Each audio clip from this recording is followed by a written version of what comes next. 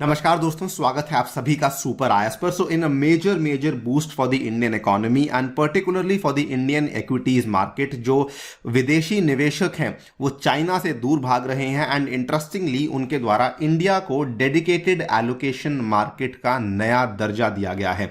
ये एक ऐसा टैग है जो कि इसके पहले इमर्जिंग मार्केट्स में केवल और केवल चाइना के पास था। आप लोग यहाँ पे देख पाएंगे, मल्टीपल न्यूज कटिंग्स आपके सामने पेश करने वाला हूं। लाइव मिंट की यह खबर है, foreign investors upgrade India as dedicated allocation in the investment portfolios. Times of India ने भी कवर किया है, foreign funds boost India allocation. और बल्कि आप यहां पे देख पाएंगे कि इसका हमें डायरेक्ट परिणाम देखने को मिला है, क्योंकि पिछला महीना जो नवंबर का महीना खत्म हुआ है उसमें फॉरेन निवेशकों के द्वारा भारत में $5 बिलियन का हमें निवेश देखने को मिला है। अभी तक पूरे साल में, अभी तक पहले 10 महीनों में हमें नेट $23 बिलियन का आउटफ्लो देखने को मिला था, लेकिन अब हमें भारत में बहुत ही तेजी से इनफ्लोज देखने को मिल रहे हैं। बल्कि इस डेटा को सपोर्ट करने के लिए जो MSCI के द्वारा रिलीज किया जाने वाला इमर्जिंग मार्केट्स का इंडेक्स है वो भी ये शो करता है कि इंडिया तेजी से गेन कर रहा है और चाइना इसमें इंडिया से लैग कर रहा है। इन सभी डेटा को हम लोग एनालाइज करेंगे, जानेंगे कि इंडिया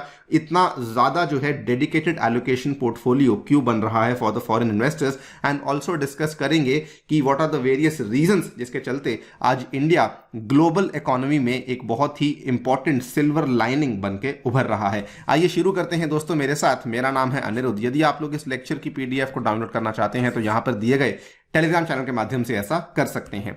ऑल राइट, सो यहां पर आप देख सकते हैं कि अभी तक क्या था, फॉरेन इन्वेस्टर्स के द्वारा केवल चाइना को एक डेडिकेटेड एलोकेशन इमर्जिंग मार्केट का टैग दिया गया था, लेकिन अब अभी तक इन्वेस्टर्स इंडिया को केवल एक इमर्जिंग मार्केट की तरह देख रहे थे। डेडिकेटेड एलोकेशन का टैग उनके द्वारा नहीं दिया गया था। बट अब आप देख सकते हैं foreign investors have upgraded India as a dedicated allocation in their investment portfolios. और रीजंस यहां पे काफी साफ हैं। हमारी जो अर्थव्यवस्था है वो बहुत ही ज्यादा मजबूत है, हमारी जो सरकार है वो बहुत ज्यादा स्थिर है, बहुत स्टेबल है, और कई सारे सुधार हैं जो कि पिछले 8 सालों में लिए गए हैं, जिसके चलते आज फॉरेन इन्वेस्टर्स इंडिया को एक डेडिकेटेड एलोकेशन मार्केट की तरह देख रहे हैं। मतलब कि इसका मतलब बड़ा साफ होता है कि हमेशा ही जो फॉरेन इन्वेस्टर्स हैं वो इंडियन मार्केट में निवेशक रहने वाले हैं, वो कभी भी अपने पैसे को कंप्लीटली बाहर नहीं निकालने वाले हैं। रिसेंटली इसको लेकर जो कमेंट्री सामने आई है, बताया जा रहा है कि investment is now flowing into India's growth story, we see investments being redirected because FPIs reposition their dollars amidst the uncertainties in China. और ये काफी बड़ी डेवलपमेंट इसलिए बन जाती है क्योंकि अगर आप देखेंगे तो यूएस का जो फेडरल रिजर्व है वो एक तरफ इंटरेस्ट रेट्स को बहुत तेजी से बढ़ा रहा है और मार्केट में लिक्विडिटी कम है, लेकिन उन सब चीजों के बावजूद भी जो फॉरेन पोर्टफोलियो इन्वेस्टर्स हैं वो अभी भी इंडिया में अपने निवेश को कम नहीं कर रहे हैं, बल्कि तेजी से यहां पे बढ़ा रहे हैं। इसका परिणाम हमें देखने को मिला है दैट इंडिया में हमें पिछले महीने में नवंबर 2022 में $5 बिलियन से भी ज्यादा का निवेश देखने को मिला है। और पहले 10 महीने में जो टोटल आउटफ्लो था वो $23 बिलियन के आसपास का था, और इस एक महीने में हमें सडनली इतना बड़ा जो राइज है, जो उछाल है, वो देखने को मिला है। Once again as you can see कि इवन दो लिक्विडिटी काफी कम है, इवन दो फेड के द्वारा जो रेट्स हैं उसको काफी तेजी से बढ़ाया जा रहा है, लेकिन फिर भी जो फॉरेन इन्वेस्टर्स हैं वो इंडिया में अपने पैसा को डालने से पीछे नहीं हट रहे हैं। और आपके सामने ही है, इसका परिणाम आप देख भी सकते हैं, हमारे पास एविडेंस है इस चीज का। अगर आप देखें तो इंडिया में जो मेजर इंडाइसेस होते हैं, जैसे कि सेंसेक्स हुआ, जैसे कि निफ्टी 50 हुआ, इसमें हमें भारी उछाल देखने को मिला है। हमें इसमें इंडिया में ऑल टाइम हाइज देखने को मिले हैं, जहां पर अगर आप पूरी दुनिया की इकोनॉमीज की बात करें, पूरी दुनिया की जो स्टॉक मार्केट्स की बात करते हैं तो they are almost down 15 to 20% due to the economic uncertainties. लेकिन इंडिया में कंप्लीटली हमें ऑपोजिट ग्रोथ ट्रेजेक्टरी देखने को मिल रही है, जहां पे स्टॉक मार्केट्स नए नए ऑल टाइम हाइज को टच कर रहा है। आप यहां पे अगेन देख पाएंगे Indian equities have outperform the international markets. We are seeing Indian equities growing 7% year on year, और वहीं पे अगर आप यूएस मार्केट्स की बात करते हैं तो वो ऑलमोस्ट 14% से हमें नीचे देखने को मिल रही हैं। और इसीलिए कमेंट्री ये भी आ रही है कि पूरी दुनिया भर के जो इन्वेस्टर्स हैं, स्पेशली जो इंटरनेशनल इन्वेस्टर्स हैं, they want to be part of the Indian growth story. Everyone wants a pie of the Indian stocks, because हमें जो इंडियन स्टॉक्स हैं और जो इंडियन मार्केट्स हैं वो बहुत ही ज्यादा अट्रैक्टिव नजर आ रही हैं।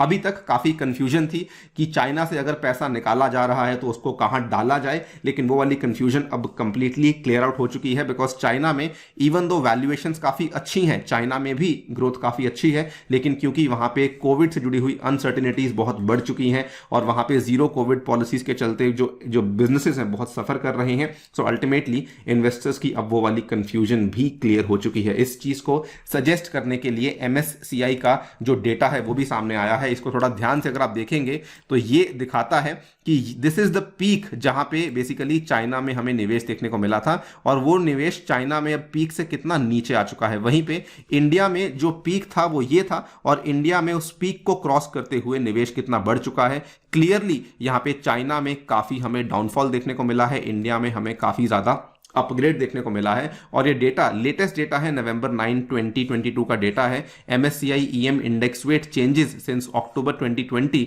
और अब आप देख सकते हैं कि इंडिया हुआ, सऊदी अरेबिया हुआ, ब्राजील हुआ, इसमें हमें काफी मेजर उछाल देखने को मिल रहा है। इनफैक्ट जो चाइना का यहाँ पे टोटल वेटेज है MSCI इंडेक्स में, वो पहली बार इतना गिरा है कि इट इज ओनली 27%, जो कि एक टाइम पे 45% के बड़े आंकड़े को भी टच कर चुका था।